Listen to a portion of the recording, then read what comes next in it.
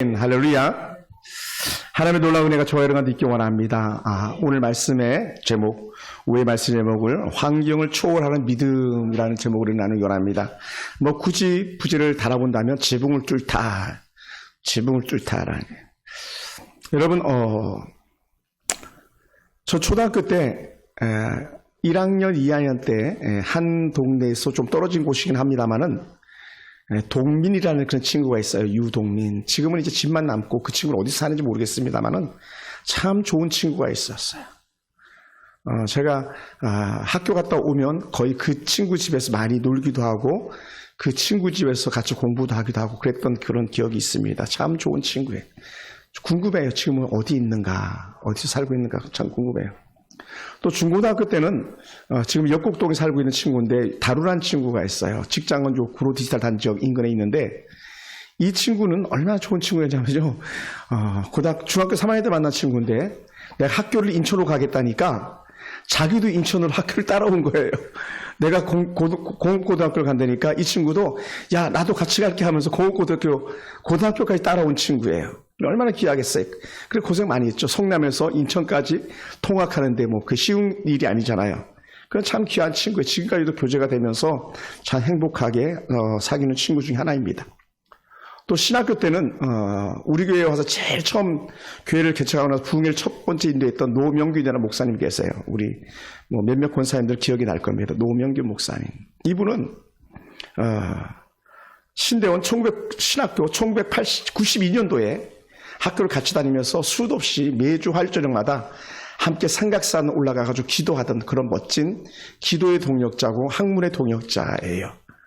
최근에는 이제 이 귀한 목사님과 함께 제가 전국을 돌아다니면서 함께 삼각산 기도원의 기도 능력을 가지고 이제 말씀을 전하는 그런 일도 감당하고 있고요. 특별히 이 친구 목사님은 우리나라의 부흥사협회 하면 최고 부흥사 단체가 있는데 그게 뭐냐면 영풍회라는 그 부흥사 단체가 있어요. 영풍회 이제 대표 회장으로 섬기고 있는 아주 굵직한 그런 인물이세요. 이런 친구들이 있었기 때문에 제가 오늘날까지 이렇게 귀하게 주의 일을 감당하고 있고 또 건강한 모습으로 이렇게 사역하고 있지 않는가 생각되어집니다. 초등학교 친구 동민이도 그렇고 또 중고등학교 친구 다리도 그렇고 또 지금 함께하고 교제하는 노명규 목사님 같은 경우도 조금도 부족함이 없는 참 좋은 친구예요. 여러분 세상에 좋은 친구가 있으면 정말 행복한 거예요. 여러분에게 어떤 친구들이 있습니까? 여러분이 좋은 친구가 있다면 여러분 정말 행복한 삶을 사는 줄 믿습니다. 예수님께서 가버나움 아주 부자 동네예요. 가버나움 우리 강남 압구정 같은 그런 좋은 동네라고 그랬어요. 가버나움에서 말씀을 전하는데 복음을 집중적으로 전하는 그런 때였어요. 근데 사람들이 예수의 말씀을 듣고 이렇게 모여 있어요. 근데 당시 갑자기 위에 천정에서 막 지붕 위에서 웅성거리는 소리가 들립니다. 우리처럼 이렇게 두꺼운 그런 세멘트로 같은 게 아니라 야자수나 이런 얼기설기한 종려나무 가지 이런 걸로 만들어가 진흙 이겨서 올린 지붕이기 때문에 그래서 튼튼하지도 않고 약합니다. 흙이랑 함께 이겨서 했던 그런 거기 때문에 옛날에 우리 시골 지붕보다도 훨씬 초가 지붕보다 훨씬 더 약한 그런 형국이 아닐까 생각됩니다.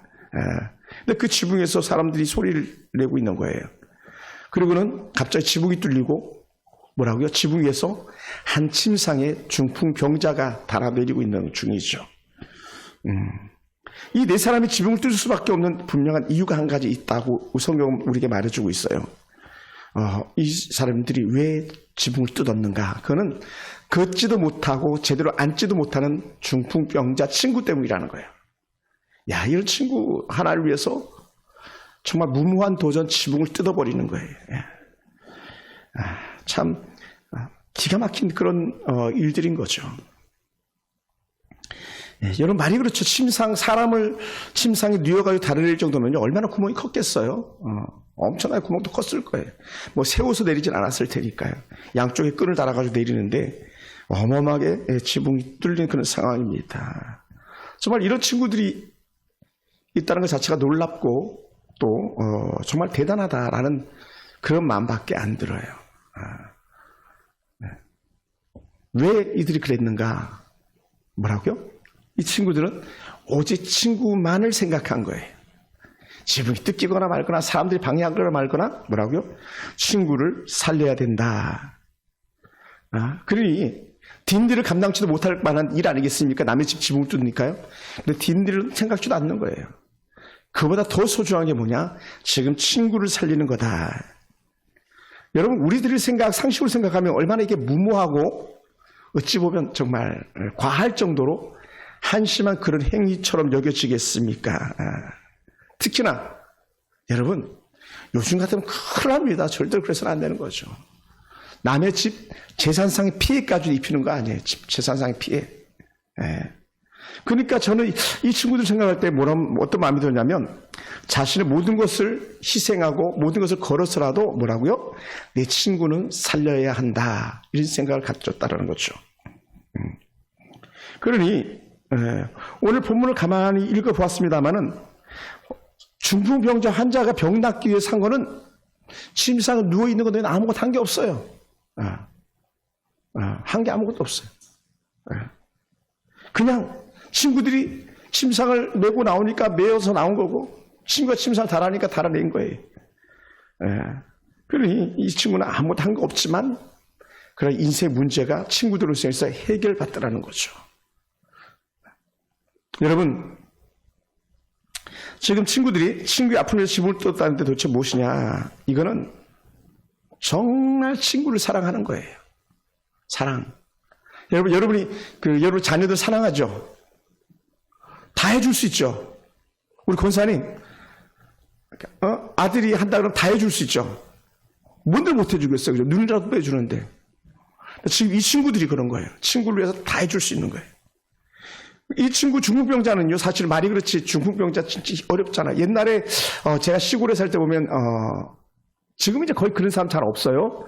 입이 돌아간 사람들 있잖아요. 입이 돌아가가지고. 치료 못 받고 그냥 사시는. 저희 작은 외할아버지도 그랬어요. 작은 집 외할아버지도 내가 외할아버지를 아는 순간부터 입이 돌아가 있는 순간까지는 돌아가실 때까지 입이 돌아가 있었어요. 치료가 안 되는 거였어요.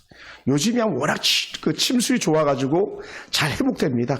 빨리 치료받으면 뇌졸중도 회복됩니다. 뭐 반신불수도 또 잘 치료받으니까 회복됩니다. 근데 당신은 그러지 않았잖아요. 중풍병 걸리면 거의 끝장이었죠. 한번 따라해 봅시다. 집사님들, 권사님들. 하나님, 중풍병 안 걸리게 해주세요. 아멘. 어떻게 안 걸리는지 아세요? 사실은 물론 뭐 우리가 안 걸리는 게 제일 좋은데 뭐냐면 권사님들이 박수를 많이 치세요. 박수 쳐봐요. 박수. 그리고 노래를 많이 부르세요. 노래 찬양. 그리고 성경을 많이 보세요. 쉽죠? 왜 그러냐면 머리를 쓰지 않고 손가락의 감각을 잘 전달하지 않기 때문에 중풍병이 걸린다는 거예요. 다른 말로 뇌졸중이 걸리는 거예요. 그러니까 교회 안에는 거의 뇌졸중 중풍병으로 쓰러진 사람들 잘 없어요. 그죠? 특히 누가 없느냐면 기도하는 사람들은 안 걸려요. 왜? 기도를 계속 머리를 쓰기 때문에, 뇌를 쓰기 때문에 생각의 단어, 말, 문장 생각하고 주변을 생각하기 뇌가 계속 움직이는 거예요. 근데 뇌가 움직여지고 게을러지면 신경이 마비돼서 뇌가 망가지는 거기 때문에 중풍병이 걸리는 거거든요. 그래서 모든 그 강사들이 흔히 말하는 게 뭐냐면 박수를 많이 쳐라. 그 다음에 찬송을 많이 불러라. 기도해라. 이런 얘기를. 특히 기도는 너무 좋은 거예요. 기도는 계속 생각하고 말하는 거니까요. 그래서 뇌가 계속 움직이는 거거든요. 그러니까 우리 권사님 집사님들은 무조건 박수 치고 기도하고 교회에서 찬송할 때도요. 그냥 가만히 있지 마시고 막 힘차게 박수 치고 막 손 들고 찬양하고 막. 이게 사는 길이에요. 중풍병으로 누워있는 게 좋겠습니까? 건강하고 기쁨으로 찬양하다 천국 가는 게 좋겠습니까? 꿀먹은 벙어리입니까? 왜 꿀먹은 벙어리라 그러면 저희 사촌 형님 중에 한 분이 말이 엄청 더듬어요. 왜냐 그랬더니 어렸을 때 꿀을 먹였대. 그래서 꿀먹은 벙어리처럼 얘기를 한다. 지금은 그러진 않은데 사실은 그만큼 말이 엄청 더듬으세요. 근데 꿀먹은 벙어리처럼 대답 안 하면 안 돼요. 말해야 돼요. 그래야 뇌가 쓰이는 거거든요. 계속. 자주 손뼉을 쳐주고 또 이런 것도 괜찮아요. 손가락만 이렇게 쳐줘도 돼요. 손가락만. 그러면 여기 손 마디마디에 힘이 전달되는 거예요.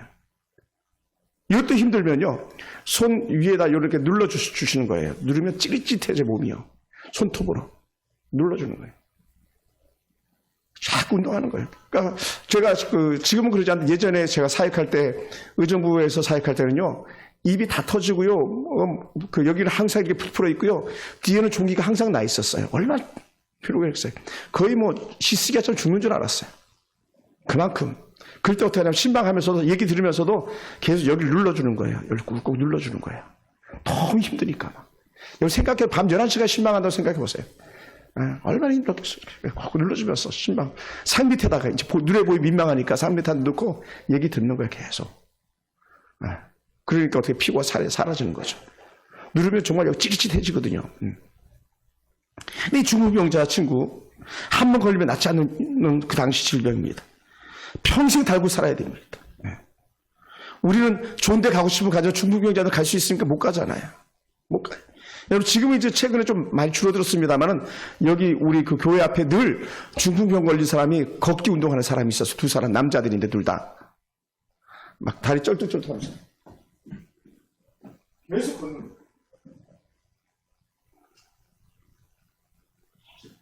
지금 이제 많이 좋아지면 제가 막 축구 배웠죠. 힘내서 조금만 더 보였어요. 막 이렇게 얘기해요. 제가 모르는 사람인데.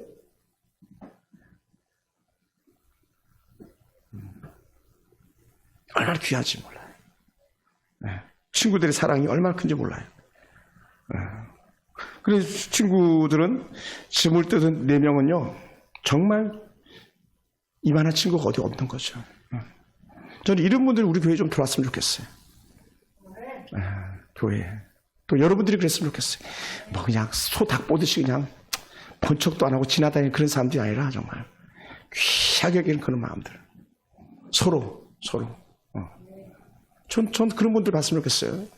사실 우리 교회 도민이 같은 친구, 다로 같은 친구, 노명기 목사님 같은 좋은 분들이 계시다면 정말 저는 맨날 춤출 것 같아요. 물론 여러분들 때문에도 행복합니다만. 이 친구들이 그래요.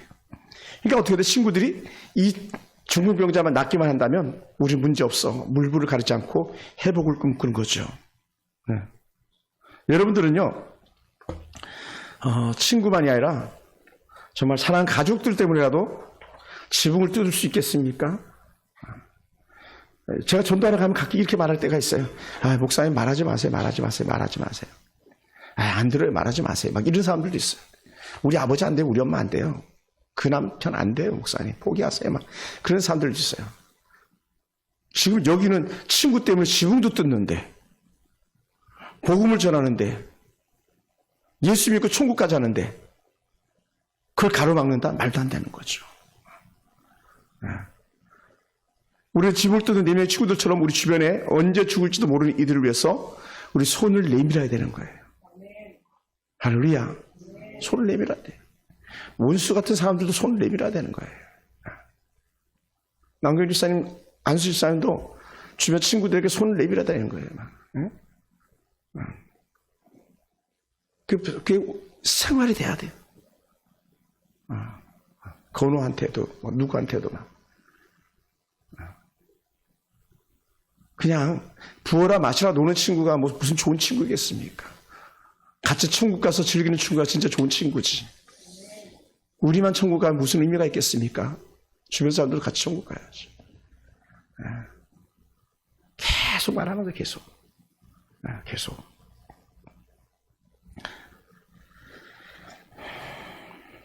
언젠가 죽을지 모르는, 혹은 언젠가 우리 곁을 떠날지 모르는 그 사람들을 위해서 지붕을 뜯는 이 4명의 친구의 마음을 품는다면 우리 정말 대단한 사람인 거예요. 4명의 친구를 위해서 지붕을 뜯는다, 대단한 거죠. 왜 그랬냐면 이 4명의 친구는요, 이 중풍병자가 예수님께로 가기만 하면 문제가 해결될 줄 믿은 거예요. 왜? 가버나움에서 그런 기적들이 많이 일어났잖아요. 불과 얼마 전에 베세다 언덕에서 오병이의 기적 같은 그런 역사들도 있었다고 제가 설교한 적도 있었잖아요. 그러니까 사실 예수님 앞에 가면 중풍병자는 문제 없어, 이런 고백이 절로 나오는 거죠. 할렐루야. 그러니까 예수님 앞에 이 죽은 여자 내놓기만 하면 어떻게 돼요? 내 친구는 회복될 거야. 내 친구는 나을 거야. 이런 고백인 거죠. 그러니까 제가 죄송합니다. 그 여담으로 말씀드리자면 아침에 그림화가 권사님 얘기를 했던 게 뭐냐면 이 권사님이 암이 걸렸다는 얘기 듣고 제가 즉시 달려갔거든요. 양평까지 제가 달려가서 간절히 기도해주고 그런 권사님이시거든요. 그러니까 그런 영적 은혜 교제들은요, 내가 그 권사님에서 중보하고 기도했고 좋은 영적 교제가 있었기 때문에 달려가는 거예요. 달려가는 거예요. 친구를 위하면요, 우리 지구 끝까지라도 가는 거예요. 할렐루야. 그게 진짜잖아요. 아멘.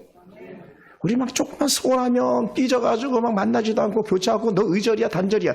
이건 세상 애들이 하는 거예요. 예수 믿는 사람들 그렇게 살아가는 거 아니에요. 그러니까 지붕을 뜯죠. 특히 저는 지붕을 뜯는 그 마음을 갖다가 이렇게 나름대로 생각해봐요. 예수님께서 고치시지 못할 거라는 것은 티끌만큼도 생각하지 않는 거예요. 다른 말로 하면 예수님은 확실하게 내 친구 고칠 거야. 이런 고백이었던 거죠. 아멘. 사실 이런 마음이 어디에 들어야 되냐면 내가 복음을 전할 때마다 우리 친구는, 우리 아들은, 우리 딸은, 우리 며느리를 반드시 믿을 거야. 이런 확신 가지고 말해야 되는 거예요. 아멘. 할렐루야. 우리 안태수 집사님, 제가 지난주에 사위를 만나고 딸도 만났는데 집사님이 천국 가기 전에 말씀하셔야 돼요. 순이야, 예수 믿어야 돼. 사위 이복에 자네 예수 믿어야 되네. 이거 얘기해야 돼요. 우리 명순자 집사님, 아들이 손이 좀 불편한데 좀 나았습니까? 할렐루야, 다행입니다. 예. 아들에게 말해야 돼요. 아들아, 나랑 같이 예배 드려야 가야 된다. 말해야 돼요. 왜요? 그게 사랑이거든요. 그게 믿음의 증거인 거예요. 나는 예수 믿는데 우리 아버지 지옥 간다고? 나는 예수 믿는데 우리 엄마 지옥 간다고? 이건 상상할 수도 없는 비극적인 거잖아요. 그리고 우리는요, 그 복음을 전해야 되는 거예요, 계속. 그러니까 예수님께서 이 네 명의 친구들의 모습을 보고 말하잖아요. 뭐라 표현했냐면 그들의 믿음을 보시고 라고 이렇게 표현해요. 5절에 그들의 믿음을 보시고, 지붕을 뜯고 달아내는 친구들의 믿음을 보시고. 그러니까 결국 예수님의 주목은 어디 있냐? 항상 믿음에 있는 거예요. 믿음을 보기 원하는 거예요. 할렐루야. 너 내게 믿음을 좀 보여줘봐 막 얘기하는 거예요. 너의 믿음이 어디 있냐? 그러니까 예수에게 칭찬을 뭐 해요? 항상 야, 너 헌금 그렇게 많이 했니? 야, 너 전도 그렇게 많이 했니? 이거 얘기한 적 한 번도 없어요. 뭐를 얘기해? 야, 너 진짜 믿음 좋다. 너 진짜 이만한 믿음이 없다. 너 진짜 최고다. 이 얘기할 때에 항상 믿음을 축복했지, 믿음을 갖다 칭찬했지, 다른 거 칭찬한 적이 거의 잘 없어요. 왜? 그 모든 것들이 뭘 통해서 오냐면 믿음을 통해서 오기 때문에 그런 거예요. 할렐루야. 할렐루야. 예수님은 그래서 믿음을 보시는 분이고, 믿음을 보시고 살리고 고치시는 분이었던 거예요. 믿음을 보시고. 믿음은요, 하나님의 마음을 움직일 수 있거든요. 그러니까 히스기야 왕이 하나님 나를 살려주셔서 기도하는 것 자체가 믿음이었잖아요. 믿음이야, 믿음. 그 믿음은 예수님의 능력을 나타내는 가장 귀중한 통로, 축복의 통로가 되는 거예요. 믿음은. 그러니까 믿음이 있어야 기도하지. 믿음이 없으니까 기도하지 않죠. 믿음이 없으니까 안 올라오는 거고, 믿음이 없으면 무릎 꿇지 않는 거죠. 믿음이 있으면 기도하게 되고, 믿음이 있으면 무릎 꿇게 되고, 믿음이 있으면 헌신하게 돼 있는 거예요. 믿음이 없으니까 그런 거예요. 우리에게 믿음을 주시옵소서. 그렇게 간절히 기도하기 원합니다. 또 믿음으로 고백하기 원합니다. 우리 아들도 살려줄 줄 믿습니다. 우리 딸들도 고쳐줄 줄 믿습니다. 막 해서. 그게 믿음의 역사들이라는 거죠. 최근에 이제 생각이 나는데, 자주 가끔 생각하는 건데, 현도라는 아이, 다시 한번 이렇게 생각해봐. 현탁이라는 아이가 그 형인데, 그 형이 군대를 이렇게 이제 제대했더라고요. 제가 유치부 때 만났던 아이들인데. 근데 그 현도라는 아이가 완전히 뇌종양 마비로 거의 죽어가 나갈 아이인데, 하나님께서 유치부 아이들이랑, 유치부 선생님들이랑 저랑 또 우리 광명교회 목사님들과 성도들이 같이 기도했잖아요. 그러니까 그 아이가 지금까지 살아서 건강하게 자라고 있잖아요. 그 아이 포기하고 남편은 도망갔었는데, 도망가다 다시 돌아왔지만, 지금은 이제 같이 교회 안에 헌신을 하는 사람으로 있지만, 믿음으로 기도했더니, 아이도 낳고, 집을 나간 남편도 돌아오고, 하나님의 기적이 그렇게 나타나는 거예요.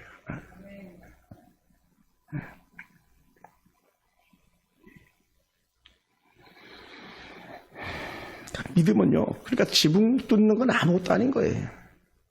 지붕 뚫는 건 아무것도 아닌 거죠. 뭔들을 못하겠습니까? 믿음만 있으면. 믿음은요. 모든 것을 감당할 만한 능력이 있는 거거든요. 모든 것을요. 그러니까 우리는 자주 하는 말이 뭡니까? 할 수 있거든이 무슨 말이냐? 믿는 자에게 능치 못할 일이 없느니라. 이 얘기를 하는 거예요. 사실 그거 우리에게 말씀하고 있는지도 몰라. 야, 할 수 있거든이 무슨 말이야? 믿는 자에게 능치 못할 일이 없는 거야. 귀신 들린 아버지가 말했을 때 예수님께 그렇게 말씀하셨거든요. 할 수 있거든이 무슨 말이냐? 왜냐하면 귀신 들린 아이의 아버지가 예수님 할 수만 있으면 내 아들 좀 살려주세요 그랬더니 이놈아 할 수 있거든이 무슨 말이 당연히 하지 이렇게 말씀하셨거든요. 당연히 고치시는 거예요. 여러분 그 프랑스의 대표적인 그 황제를 하는 사람 꼽으면 나폴레옹을 들을 수 있는데 나폴레옹도 그냥 쉽게 황제가 된 게 아니에요. 나폴레옹은요 늘 하나님 앞에 서서 살아가면서 했던 고백들이 있다면 그것은 뭐냐면 내가 가는 길에는 언제나 길이 있다라고. 내가 가는 곳에 언제나 길이 있다. 왜 길이냐 그랬더니 내가 길이 없으면 길을 만들기 때문에 그것은 길이 되는 거야 이렇게 하는 거예요. 오늘 우리는 마찬가지예요. 나폴레옹은 그런 고백했다면 우리는 오늘 하나님 은혜 가운데서 믿음은요 길을 만드는 것, 믿음은 희망을 만들어내는 것, 믿음은 죽은 자를 살려내는 그런 길을 만드는 줄 믿습니다. 할렐루야. 할렐루야. 믿음은 길을 만들어내는 거예요. 우리의 믿음은요 새로운 하나님 역사를 써가는 믿음의 흔적들이 되는 거예요. 믿음의 흔적. 성경의 저자들은요 하나님이 드러내고 싶었던 것, 이 지붕을 뚫는 기적을요 저자 마태도 마가도 누가도 이걸 반드시 기록하게 하셨어요. 이 지붕을 뚫는 사건이 보통 중요한 사건이 아닌 것처럼 여기신 거예요. 그러니까 마태도 마가도 누가도 똑같은 본문을 갖다가 그렇게 기록해 두고 있거든요. 뭐라고요? 지붕을 뚫는 것은 믿음이야. 너희가 이 믿음을 가져야 돼 라고 하는 그런 영적 증거를 보여주고 있는 거거든요. 할렐루야. 할렐루야. 사랑하는 성도 여러분, 지금 여러분 곁에 누가 있습니까? 돌아보시기 바랍니다. 지금 여러분이 중풍병자가 여러분 곁에 있다면 어떻게 하시겠습니까? 또 혹 만약에 우리가 중풍병이 걸렸다면 내 주변 친구 누가 나 갖다 침상을 지붕을 뚫고 내려줄 만한 사람이 있겠는가라는 거예요. 사실 잘 없어요 여러분. 그죠? 제가 소개했지만 가까운 데 있는 다루란 친구도 제가 여기 교회를 개척하고 7년이 거의 다 돼 감에도 불구하고 아직 한 번도 안 와봤어요. 고등학교는 성남에서 인천까지 같이 다녔는데도 불구하고요. 그냥 전화통화만 한 사이죠. 그러니까 어떻게 돼요? 그 친구는 침상을 뜯어서 날 내려줄 수 있는 친구는 결코 아닌 거죠. 1학년 때 1학년 6반 17번 전성대라는 친구가 있는데 그 친구 역시 마찬가지. 불과 뭐 여기 상도동 사는데 우리 교회 개척 초기 한번 화분 한번 사고 두 번 다시 오지 않았어요. 그건 집사님이시긴 한데 아마 지금 안수집사가 됐을 거예요. 만약 그 친구가 침상을 달아내리고 지붕을 뜯을 수 있을까요? 저는 그렇게 여기지 않습니다. 그런 사람 쉽지 않죠. 여러분이 아프다고 누워있을 때 누가 찾아갑니까? 우리 성도들이 찾아가던가요?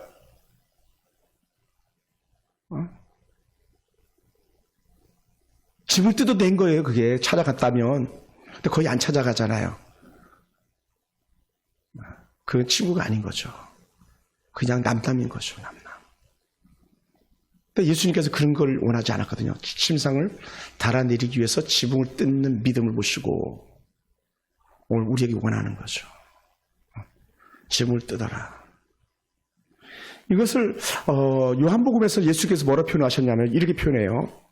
요한복음 15장 13절 14절을 쭉 보다 보면 사람이 친구를 위하여 자기 목숨을 버리면 이에서 더 큰 사랑이 없나니 친구를 위해서 목숨을 버리면 이에 더 큰 사랑이 없다고. 친구의 목숨 버립니까? 남경 집사님 건호 때문에 목숨 버릴 수 있습니까?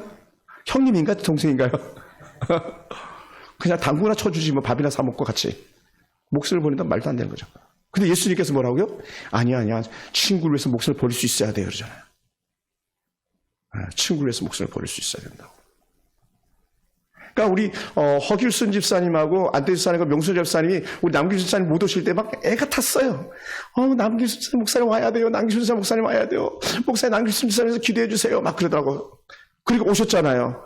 그러니까 진짜 좋은 친구인 거죠. 그죠? 옆에 한번 인사하세요.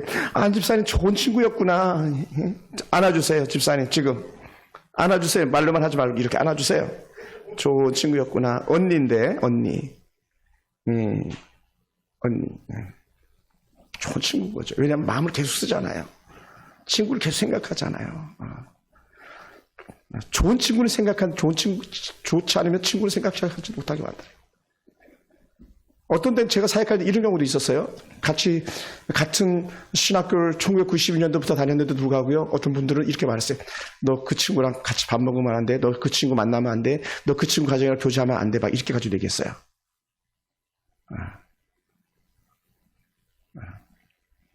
친하게 안 된다고. 교회 사역 못 한다고. 말도 안 되는. 성경에 위배되는 그런 일들을 말하게 됐죠. 그래서 지금도요, 다 원수처럼 지냈던 거예요. 교회에서 사역하면서. 그러니까는 거의 잘 만나지 않죠. 쉽지 않죠. 뭐 전화는 고사하고 찾아오지도 않죠. 잘못된 빗나간 그리스도인의 모습인 거예요. 빗나간. 진짜는요, 교회를 다니다가 같이 떠나서도 다른 교회 다녀도 같이 올 수 있고 만날 수 있고 행복하게 웃을 수 있고 같이 밥 먹을 수 있어야지 진짜 하나님 나라 거룩한 백성이고 하나님 나라 교회, 하나님 나라 거룩한 성도인 거예요. 그렇지 않겠습니까? 뭐 좋을 때만 친구예요. 친구는 나쁠 때도 친구 아니에요. 친구는 싸우기도 하지 않습니까? 우리 김태희 씨 친구랑 안 싸워? 천수이랑 싸워본 적 없습니까? 이래서 안 싸웠구나. 싸웠다는 거거든요. 그러면서 툴툴 털고 일어나는 거거든요. 그리고는 생명까지 내어줄 수 있는 거예요. 이게 친구거든요, 친구. 그러니까 예수님과 친구가 되시면서도 그냥 좋은 말만 했습니까? 막 때로는 막 그 주변 사람들 막 질타하기도 했잖아요. 근데 거기서 끝난 게 아니고 그런 사람들을 예수님께서 십자가 달려 죽기까지 하셨잖아요. 그러다 보니까 이렇게 말하는 거예요. 뭐라고 말씀하셨냐면 15장 계속 본다면 사람이 친구를 위해 자기 목숨을 버리면 이에 더 큰 사랑이 없나니 너희가 나의 명하는 대로 행하면 곧 나의 친구라. 너희들이 친구에서 목숨 버리잖아. 그럼 너는 내 친구야. 이렇게 말하는 거거든요. 할렐루야. 예수님은 달려오시는 정도가 아니라 예수님은 우리를 살리기 위해서 십자가 달려 죽기까지 친구인 증거를 보여주신 거죠. 예수님 달려오시는 정도가 아니라 하나님의 자리에서 종의 자리로 내려오신 분이잖아요. 천사에서 땅으로 내려오신 분이잖아요. 예수님이 친구하려고. 예수님은 우리를 사랑하시는 가장 좋은 친구로 모범을 보여주신 거예요. 근데 세상 친구는 어때요? 여러분 외람된 말씀입니다만요. 같이 사이좋게 지내던 친구들도요. 막 갑자기 삶의 레벨이 달라지잖아요. 교회 수준이 막 달라지잖아요. 막 나는 예를 들어서 뭐 20, 30년 교회, 4, 50년 교회 다니면 하고 있는데 그 친구는 4, 500명, 4, 5천 명 교회, 4, 5만 명 교회 다니면 한다 그러잖아요. 그러면 길이 확 막혀버려요. 몇 차를 뚫고 들어가 교회 만날까 말까예요. 막. 예전에 광명교회 갔더니 제가 담임 목사를 뵈러 갔습니다. 그랬더니 막 제가 이렇게 엘리베이터 타고 올라가니까 막 행정 목사가 막 뛰어오더라고. 왜 올라가냐고 막. 왜 목사님 나한테 허락 안 받고 담임 목사님 만나러 가냐고 하는 것처럼 막 뛰어오더라고. 그만큼 세상은요. 하나님 은혜가 없어지면요. 각박해지고요. 다 계산적이 되는 거예요. 근데요 여러분 뭐라고요? 다시 말합니다. 지붕을 뚫는 건요. 계산하지 않는 거예요. 친구를 위해서는요. 무조건 죽어주는 거예요. 누구처럼? 예수님처럼요. 그러니까 우리 줄 수 있는 거예요. 내가 쓰면 좀 더 좋지. 내가 좀 더 입으면 더 좋지. 그런데 만약 친구가 헐벗어다면요. 벗어주는 거예요. 그게 친구예요. 친구. 아멘. 그게 친구예요. 그러다 보니까 제가 지난번 5월달 태국에 가서 말씀을 드렸던 내용 중에 하나가 뭐냐면 친구의 얼굴을 빛나게 합시다라는 그런 주제였어요. 친구의 얼굴을 빛나게 하는. 그때 가졌던 본문이 뭐였냐면요. 잠언 27장 17절이에요. 한번 찾아볼까요? 잠언 27장 17절.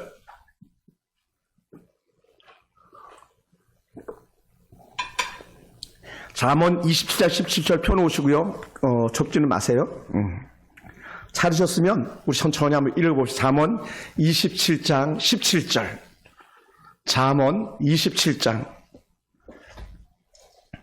성경 거의 뭐 중간 딱 넘기면 거의 잠언이거든요. 시편 다음에 잠언이니까 잠언 아주 우리에게 익숙한 말씀이에요. 잠언 27장 17절. 찾으셨습니까?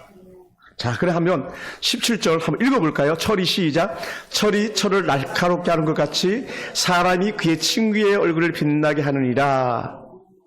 철이 철을 날카롭게 하는 것처럼 사람이 그 친구의 얼굴을 빛나게 한다. 그러니까 예를 들어서 서순이 권사님, 권순이 집사님이 잘 되잖아요. 그럼 누구 얼굴이 빛나는 거냐면 김태희 집사님 얼굴이 빛나는 거예요. 김태희 집사님 잘 되잖아요. 그럼 집사님 얼굴이 빛나는 거예요. 전사님 잘 되시면 그 제 얼굴이 빛나고 제가 잘 되면 전사 얼굴이 빛나는 거예요. 친구의 얼굴 빛나게 하는 거니까요. 그만큼 친구는요, 뗄래야 뗄 수 없는 아름다운 은혜의 관계인 거지. 그죠? 그러니까 4명의 친구의 믿음이 있는 것 같아도 중풍병자 친구가 살아나고 회복된 역사가 일어나잖아요. 이게 놀라운 은혜인 거예요. 놀라운 은혜.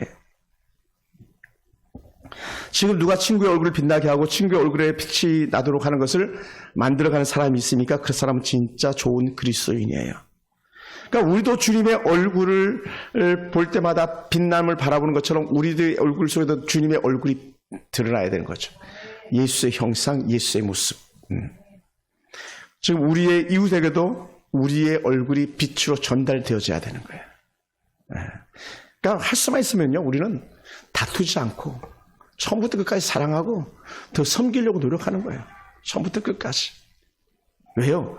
좋은 친구가 되는 길이니까요. 한 번만 더 봅시다. 27장 19절에 27장 19절 마음에 대해서 말합니다. 27장 19절 잠언 27장 19절 찾으셨습니까? 27장 19절 다 같이 시작. 물에 비치면 얼굴이 서로 같은 것 같이 사람의 마음도 서로 비치느니라. 뭐 이 당시에 물이라고 그랬지만 요즘 뭐라 말하는 거울이죠. 뭐 거울 보면 내 얼굴에 거울이 비치지 남의 얼굴에 거울이 비치지 않잖아요. 그죠? 그러니까 친구 모습 속에 내가 비친다는 거예요. 친구 모습 속에. 마음도 그렇다는 거예요. 그러니까 마음이 서로 공유되어지는 것. 이게 뭐라고요? 친구를 향한 사랑이에요. 네. 여러분, 때로는 남편이 친구처럼 여겨집니까? 그럴 것까지 사랑하는 거예요. 삶에 지친 남편이 기댈 곳이 필요합니까? 여러분 기댈 수 있도록 해주셔야 돼요. 그때 기댈 수 있는 버팀목이 되어주는 것이 아내나 자녀들이 마땅히 해야 할 일이거든요. 아내가 친구입니까? 아내 마음을 헤아려주고요. 자녀들이 친구입니까? 자녀들의 마음을 헤아려주는 거예요.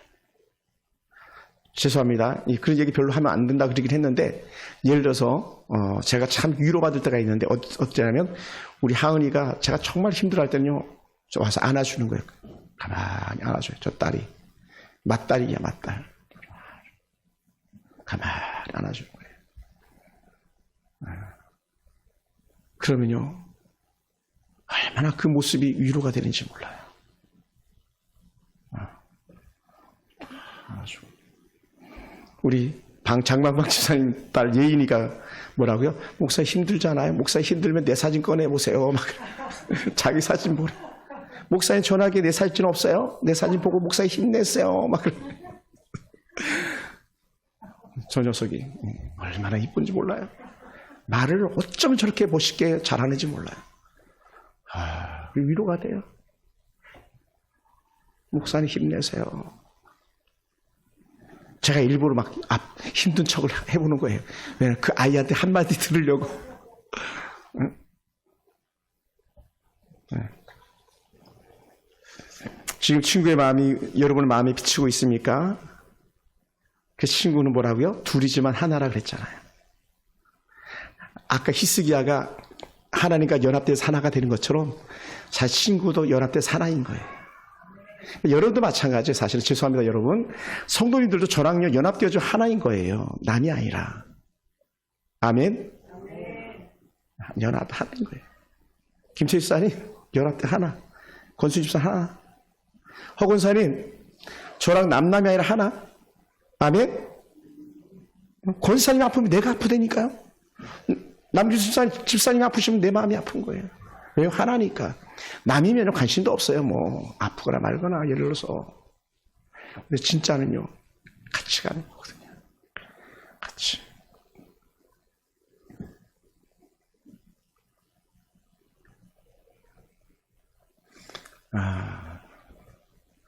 우리 교회에서 정말 기도를 많이 해주는 친구가 하나가 있는데 제가 데리고 있던 군종병이에요. 뭐 직접 데리고 있었던 건 아니고 예하부대 군종병이었는데 박현우라는 목사님이 계세요. 부산에 참 사역 잘하는 귀한 평안교회 담임 목사님이신데 이 친구가 갑자기 고신대병원에 급한 일로 병원에 입원을 했어요. 그리고 어떻게 돼요? 갑자기 서울에서 부산까지 달려가는 거죠. 그 친구 담임 목사님이 갑자기 쓰러져서 또 입원했어요. 달려가는 거예요. 부산까지. 왜요? 친구니까요. 친구니까. 오늘 전사님 이렇게 귀한 예물을 우리 캄보디아 건축 헌금을 보낸다고 그랬는데 그렇게 하실 수 있는 게 뭐냐면 저 사실 그 교회를 저는 본 적도 없어요. 만난 적도 없고요. 근데 그리스도 안에서 한 친구니까요. 믿는 자로서 같은 영적 교제를 가지고 있으니까 가감없이 거저받았으니 거저 주어라 가는 거예요. 이윤을 따지지 않는 거잖아요. 누가복음 14는 뭐라 그랬습니까? 잔치 얘기하면서 누가복음 16장에서도 말씀하고 있는 거죠. 내가 주고 받을 수 없는 사람이 섬기라 그런 거잖아요. 하나 주면 둘 받을 걸 생각하고 섬기는 게 아니고 친구는요 그냥 무조건 다 주는 거거든요. 할렐루야. 할렐루야. 그러면 일반 은총 속에 놀라운 은혜가 있어요. 일반 은총 무슨 말이냐면 비는요 모든 사람이 똑같이 내리는 거죠. 비는 그죠? 그런 것처럼 일반 은총 속에 뭐가 있냐? 노래, 가요 속에 있어요. 특급 사람 그런 노래 아세요? 내가 부르면 달려갈 거야. 무조건이야. 가사가 어떻게 되나 모르겠네. 특급 사랑이야. 당신이 부르면 달려갈 거야. 무조건이야. 그럼 거기서 당신은 친구인 거죠. 제일 좋은. 안 달려오잖아요. 안 가잖아요. 진짜 친구는요, 달려가더라는 거예요. 아멘. 아멘. 원고에 없지만 한 예를 더 말씀드릴게요. 정말 귀한 분이 계셨어요. 제가 군했을 때 우리 신유회 사역의 신유회 부장으로 전적으로 헌신했던 분이 계셨는데 뭐 이름을 대도 될 것 같아요. 이제 고인이 되셨는데 진효차이라는 장로님. 당시 육군 중령 정작 처장이었었어요. 그리고 그의 부인을 유종숙 권사님. 당시는 이제 집사님이셨는데 이분은요 월급을 받으면 다 신우들 위해서 쓰는 거예요. 신우들, 병사들 위해서. 햄버거 다 몇 대마다 사다 내고 막. 매주 토요일마다 이제 신우 예배가 따로 드려지는데 그때마다 다 간식을 사와가지고 평소에 대접하는 거예요. 막 몇 년을 그렇게 했어요. 우리 그 군부대 떠나는 한 최소한 5, 6년 이상 그렇게 하셨던 것 같아요. 그리고 나중에 이제 영접교회라는 포병대대에 대대장으로 나가시기 전까지 그렇게 하셨어요. 근데 그분이 아프다는 소식을 듣고 그분이 돌아가신다는 소식을 듣고는 안 갈 수가 없는 거죠. 친구니까요. 얼마나 귀했는지 몰라요. 그리고 그 자녀들이 아들이 둘이 있는데 영수영하는데요. 음악가가 됐어요. 보니까 하나는 타악기 전문가가 됐고 하나는 기타리스트가 됐는데 얼마나 멋지게 연주하는지 몰라요.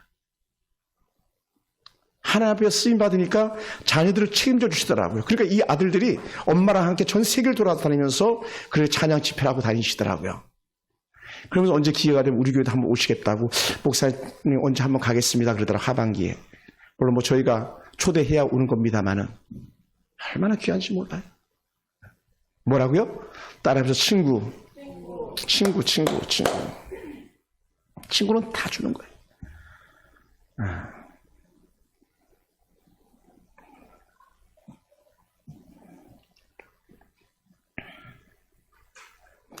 오래된 선생이었던 서기관이나 바리새인들은요 예수를 영생을 선물해 주는 친구라는 것을 하다 이해하지 못했어요. 서기관이나 바리새인 제사장들은요 그렇게까지 해본 적이 없었거든요. 친구들 위해서 모든 걸 줘본 적이 없는 그런 사람들이었거든요. 우리 교회도 마찬가지. 교회도 정말 교회를 사랑하면요 교회의 필요를 위해서 전적으로 헌신하는 거예요. 왜? 교회 영적 질서를 잡아가고 교회가 건강하게 바른 마음. 자녀들을 정말 사랑하면요, 자녀들을 위해서 엄마 아빠는 모든 걸 다 걸어주는 거예요. 근데 뭐 자녀를 사랑하지 않은 부모가 어디 있겠습니까만, 그렇지 않은 부모들도 많이 있잖아요. 최근에는 세상이 워낙 악해서. 정말 사랑하면요, 다 주는 거예요.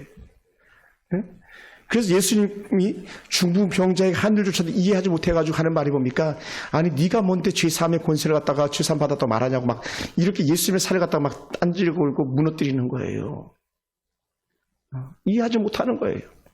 예수님은 죄사함의 권세가 있는데도 불구하고요, 그래서 믿지 못하고 오히려 하지 못하게 막는 거예요. 왜? 그들은 친구가 아니었거든요. 친구가 아니었어요. 왜 중풍병자를 이끌고 옥상 올라가야만 했습니까? 사람들은 중풍병자를 메고 나오는 그 4명의 친구들의 길을 열어주지 않았거든요. 왜? 그들은 친구가 아니었기 때문에. 그러니까는 이 중풍병에 남는 것도 그렇고 죄 용서 받는 것도 그렇고 제사장이나 서기관이나 바리새인들은 관심이 없었던 거예요. 목사님 왜 그 사람 그거 주는 거예요? 목사님 왜 그 사람 세워주는 거예요? 예수 막 이렇게 힐난하는 거죠. 물론 우리 교회 성도들이 그렇다는 건 아닙니다. 절대로 그래서는 안 되는 거예요.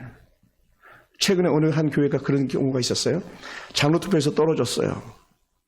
그러니까는 당장 나오는 말이 뭐냐면 장로 투표를 시작했던 그 목사님을 쫓아냅시다라고 장로에 떨어진 사람들이 막 말을 하기 시작하더래요. 얼마나 완악하고 강팍합니까? 친구가 아닌 거예요. 무리만 성도였지 성도가 아닌 거예요, 여러분. 성도가 아닌 거죠. 가짜죠, 가짜. 장로 떨어질 수도 있죠. 권석 떨어질 수도 있죠. 다음에 또 되면 되잖아요. 근데 자기가 안 됐다고 담임 목사를 쫓아내자고 사람들이 막 웅성웅성거리게 만드는 친구가 아닌 거죠. 여러분, 그것만 그렇습니까? 예수님 죽였잖아요. 예수님 십자가 못 박아 죽였잖아요. 오병이어 기적 베풀었죠. 죽은 자 살려냈잖아요. 나인손 과부의 아들 살렸죠. 나사로 살려냈죠. 살려냈잖아요. 응? 회당장 야이로의 딸 살려냈잖아요.